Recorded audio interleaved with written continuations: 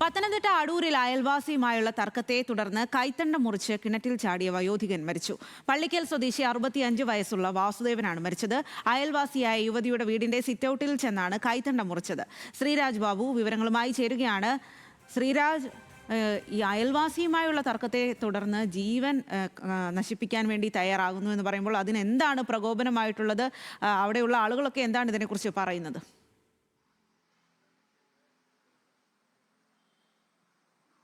സ്വാതി, അതായത് വാസുദേവന് കുറേ കാലമായി ഇത്തരത്തിൽ അയൽവാസികളുമായി ചില പ്രശ്നങ്ങളുണ്ടായിരുന്നു. കഴിഞ്ഞ ദിവസവും അതിന് മുൻപത്തെ ദിവസമൊക്കെ സമാനമായ തരത്തിൽ ചില പ്രശ്നങ്ങൾ വ്യക്തിപരമായും അതുപോലെ തന്നെ കുടുംബവുമായും ചില പ്രശ്നങ്ങൾ, കുടുംബം എന്ന് പറയുമ്പോൾ തൊട്ടടുത്ത അയൽവാസികളുമായി ചില പ്രശ്നങ്ങൾ ഇയാൾക്കുണ്ടായിരുന്നു. അങ്ങനെയാണ് കഴിഞ്ഞ ദിവസം ഇത്തരത്തിൽ തൊട്ടടുത്തുള്ള വീട്ടിലെ സിറ്റൗട്ടിൽ ചെന്ന് കൈത്തണ്ട മുറിക്കുന്നത്. കൈത്തണ്ട മുറിച്ച ശേഷം അവിടെ നിന്നും ഇറങ്ങി ഓടി തൊട്ടടുത്ത കിണറ്റിലേക്ക് ചാടുകയായിരുന്നു.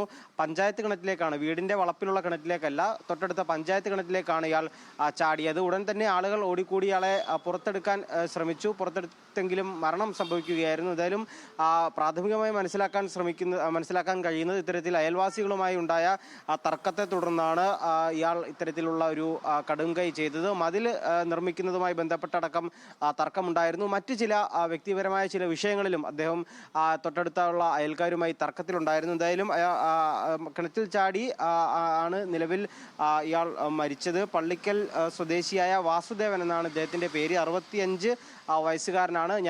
കൈത്തണ്ടയിലെ ഞരമ്പ് മുറിച്ച ശേഷം കിണറ്റിലേക്ക് ചാടുകയായിരുന്നു. സ്വാതി.